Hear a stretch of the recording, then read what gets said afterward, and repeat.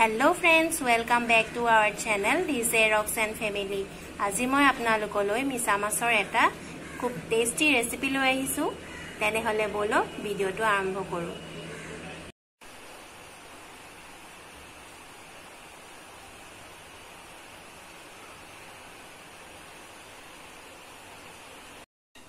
মিছা মাছখিনি মই ধুনিয়াকৈ বাছি ললো। বাছি পিনি ভাল পানীত ধুই ললো। এতিয়া মই ইয়াতে হালধি আৰু নিমখ সানি লম।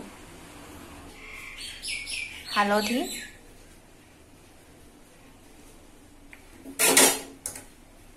নিমখ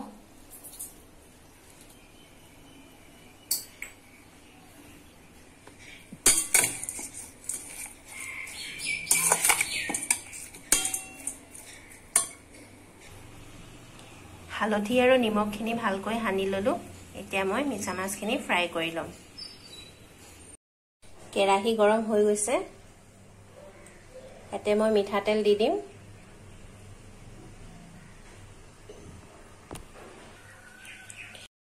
ইয়া তেল গৰম হৈ গৈছে।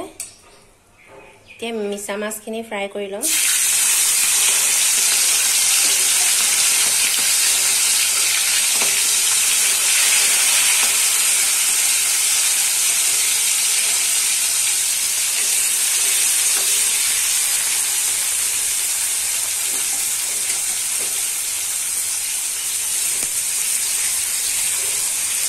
গোটেইখিনি মাছ মই একেলগে ফ্ৰাই নকৰো। অলপ অলপকৈ ফ্ৰাই কৰি লম।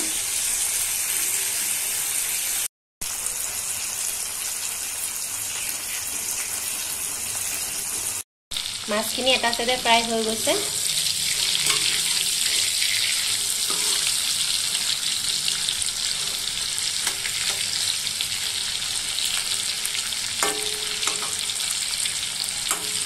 আৰু অলপ সময় ভাজি লম।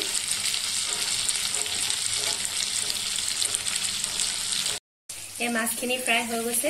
মই এতিয়া নমাই দিছো।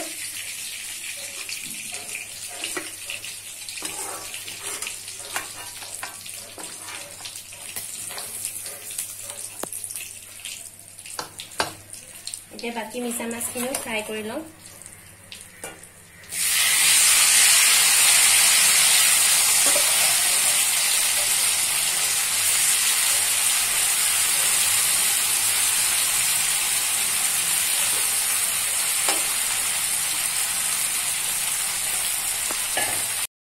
এইখিনি মিছা মাছটো ফ্ৰাই কৰি হৈ গৈছে। নমাই লওঁ।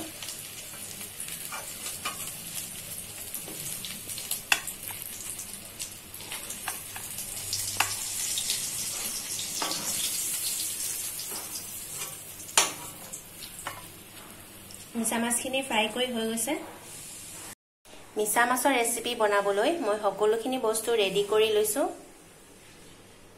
প্ৰথমতে এয়া মই লৈছো মিছা মাছ। মিছা মাছখিনি মই ফ্ৰাই কৰি ললো। এপিনে লৈছো মই ক্যাপসিকাম সৰু সৰু টুকুৰা কৰি লৈছো। এপিনে লৈছো আলু দুটা মিডিয়াম সাইজৰ আৰু এনেকৈ দীঘল দীঘলকৈ কাটি ললো। কেঁচা জলকীয়া দুটা, এপিনে বিলাহী দুটা লৈছো সৰু সৰুকৈ কাটি লৈছো। এপিনে লৈছো মই পিয়াজ দুটা মিহি মিহিকৈ কাটি ললো। এপিনে লৈছো গোটা জিৰা, তেজপাত, শুকান জলকীয়া আৰু এপিনে লৈছো আদা আৰু নহৰু। এটো মই পেষ্ট কৰি লম। এপিনে লৈছো মিঠাতেল, নিমখ, হালধি আৰু মছলা লৈছো মই কাশ্মীৰী লাল মিৰ্চ পাউডাৰ, জিৰা পাউডাৰ, ধনিয়া পাউডাৰ আৰু গৰম মছলা। তেনে হলে বলক এই মিছা মাছৰ ৰেচিপিটো বনাবলৈ আৰম্ভ কৰো। হে একে তেলতে মই আলু কিপিস ফ্ৰাই কৰি লম।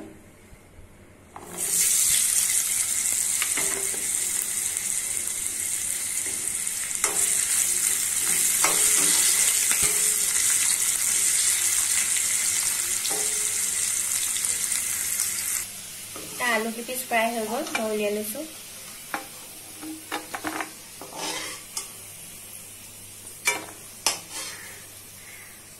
ইয়াতে মই আৰু অলপ মিঠাতেল দি দিছো।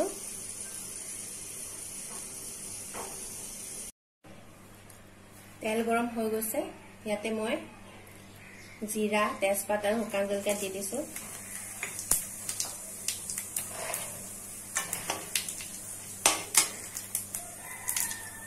এতিয়া মই ইয়াতে দিম পিঁয়াজ,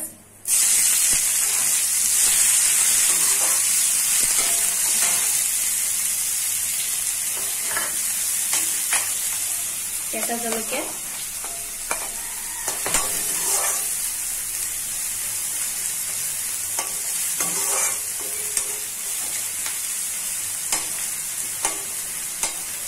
এনেকৈ পিঁয়াজখিনি অকণমান ৰঙচুৰ হোৱালৈকে ভাজি লম।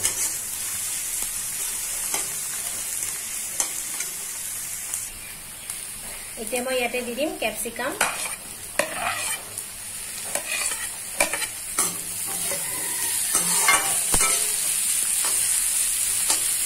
আৰু ইয়াতে দিম মই হালধি,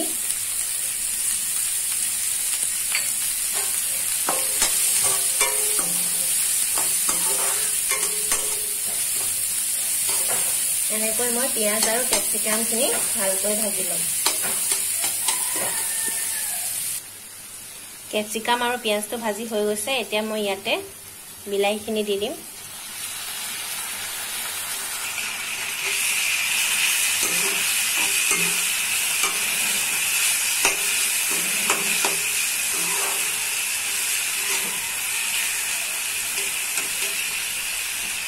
এতিয়া মই ইয়াতে দিম নিমখ। নিমখ জোখমতে দিব।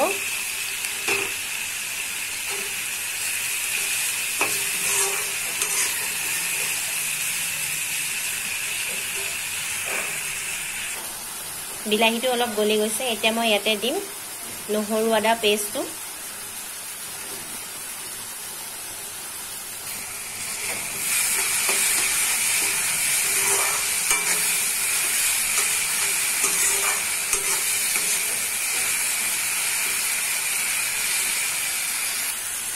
বিলাহীখিনি গলি গৈছে। ইয়াতে মই দিম কাশ্মীৰী লাল মিৰ্চ, ধনিয়া পাউডাৰ,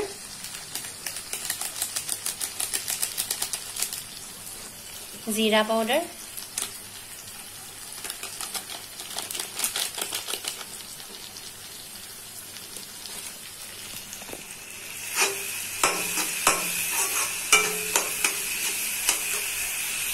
এতিয়া দি মই গৰম মছলা,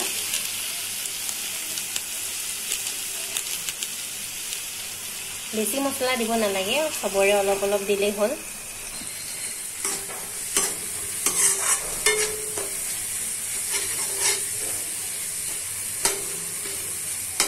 এনেকৈ 2 মিনিটমান মছলাখিনি ভাজি ল'ম।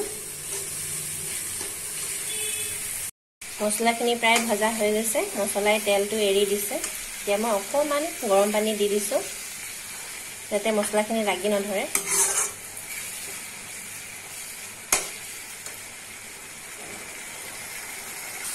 মছলাখিনি ফ্ৰাই হৈ গ'ল। মই এতিয়া ইয়াতে ভাজি থোৱা আলুখিনি দি দিম।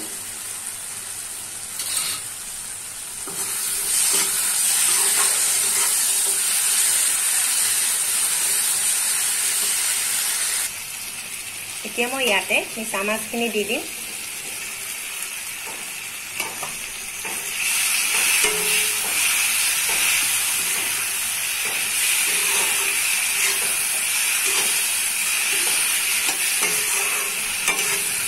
অকণমান দি এনেকৈ ভাজি ল'ম।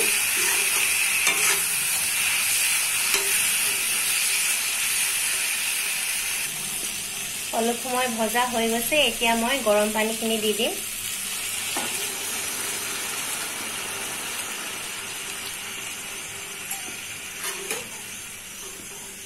বেছি পানী নিদিব, জোখতে দিব। এটা উতল আহি গৈছে। এতিয়া মই ঢাক মাৰি অলপ সময়ৰ কাৰণে সিজাই ল'ম। ভাজিটো এবাৰ চাই লওঁ।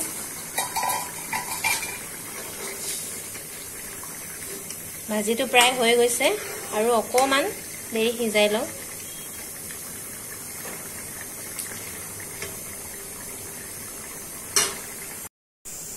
ফ্ৰেণ্ডছ, এয়া মিছা মাছৰ ৰেচিপি ৰেডি হৈ গৈছে। এতিয়া মই সাৰ্ভ কৰি লওঁ। ফ্ৰেণ্ডছ, এয়া আমাৰ মিছা মাছৰ ৰেচিপি ৰেডি হৈ গৈছে। আজি মই গৰম ভাতৰ লগত সাৰ্ভ কৰিছোঁ আৰু এপিনে লৈ লৈছোঁ মই নেমু। ফ্ৰেণ্ডছ, আপোনালোকেও এনেকৈ এবাৰ ঘৰত বনাই খাই চাব আৰু ভিডিঅ'টো কেনেকুৱা পালে কমেণ্ট কৰি জনাবলৈ নাপাহৰিব। ভিডিওটো ভাল লাগিলে লাইক কৰিব, কমেন্ট কৰিব, শেয়াৰ কৰিব আৰু আমাৰ চেনেলটো সাবস্ক্ৰাইব কৰি দিব আৰু এনেকৈ নতুন নতুন ভিডিও চাবলৈ হলে তলৰ বেল আইকনটো প্ৰেছ কৰি দিব।